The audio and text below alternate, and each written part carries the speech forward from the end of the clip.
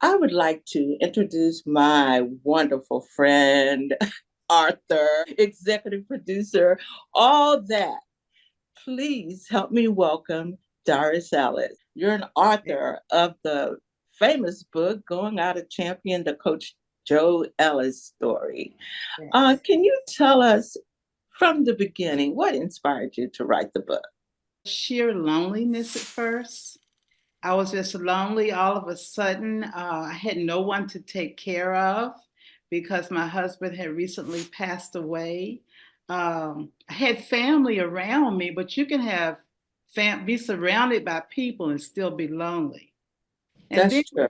yes, and then I had all these thoughts going through my mind of the last 22, 21, 22 months, just dates and basketball games and hospital visits, ups and downs with Joe's illness, and everything was in my just going through my mind. And then another thing happened. One of Joe's best friends was approached by a gentleman who told him to ask me if I would agree to let him be a ghostwriter, on a book for me about Joe's life.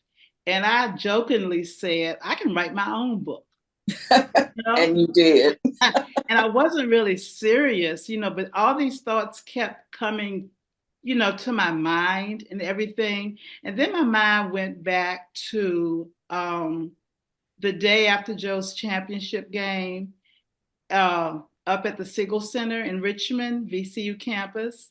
And he had all these reporters around him. I wasn't in there with him, but he said it was about 16 or 17.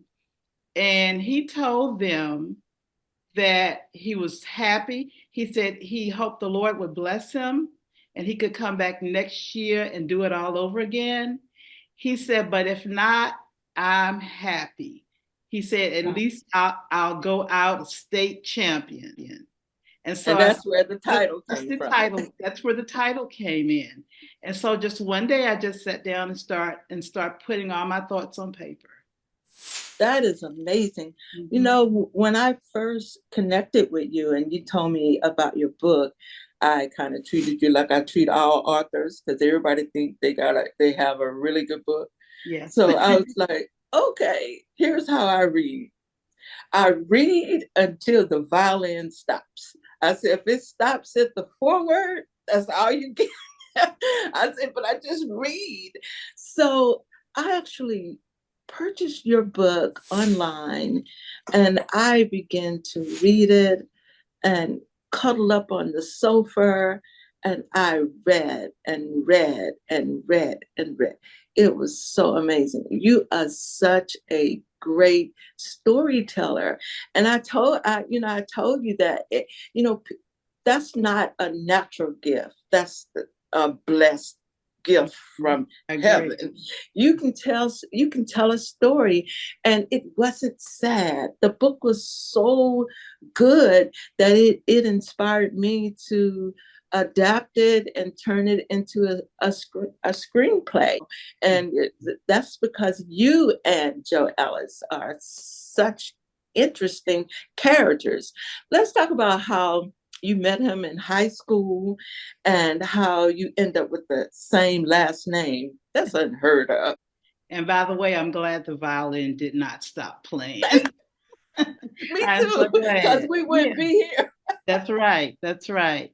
So, Joe and I, we knew each other. Surrey is a small, rural town. Everybody knows everybody in Surrey. So we knew each other in high school. We didn't start really talking, until we were seniors. Both of us were on the basketball team. Both of us had the last name Ellis by birth, and both of us in our senior year were issued uniform number 24. So That's amazing. we had this little joke going, you don't mess with Ellis 24. You just don't mess with Yeah. him. But we weren't really, it was just a joke. We weren't really serious, at first. And then we started, kind of sitting together on the bus after games coming home. They let us sit together if we won. If we didn't Oh, win, okay. if we didn't win, the guys couldn't sit with the girls. Oh, wow. Oh yeah, so we started sitting together and talking, and stole a little kiss on the bus, a little first kiss on the bus. Okay. Yeah, yeah. And that's how it all started. That's how it started with us during basketball season of our senior year. Well, you know what? In trying to pitch this movie, it's going to be such a surprise to people from your book because it's really a love story, It but is. it's not what I set out to do or you set out to do because he did go out a champion, Mhm. Coach Ellis. He did dream of winning a state championship. And unfortunately, he didn't win it until his last year on earth, but he Right. did it. He did it. And I think that's the fire he left in people's belly where they can't stop talking about him. And I'm just amazed by when I come to your area how people still cry and they're so inspired by Coach Ellis. Let's talk about the kind of man let's talk about the kind of teenager he was as a star player. In high school, people don't know he was a star player. Let's talk about him. Yeah, Joe was. He was a star player in high school. When he was a junior in high school, um, his team went to the state championship. However, he was not allowed to go that night to the game. So the team lost by 1 point.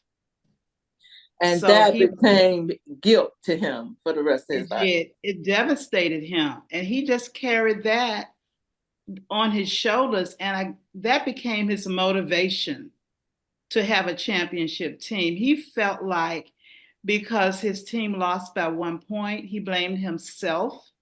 And all of his life, he carried that burden that he owed Surrey County a state championship.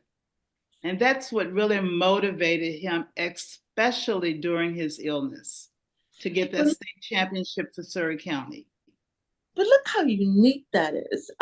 You got the Mm-hmm. same last name. Mm-hmm. You got the number 24. You got him losing the championship game. You got the coach telling him, son, grow up and come back and coach here. And you got him driven, and you guys go to college. So, what happens then when you go to college? Well, our relationship had gotten stronger by that time when we went to college. And let's get one other thing straight. Joe was a star player. I was on the basketball team.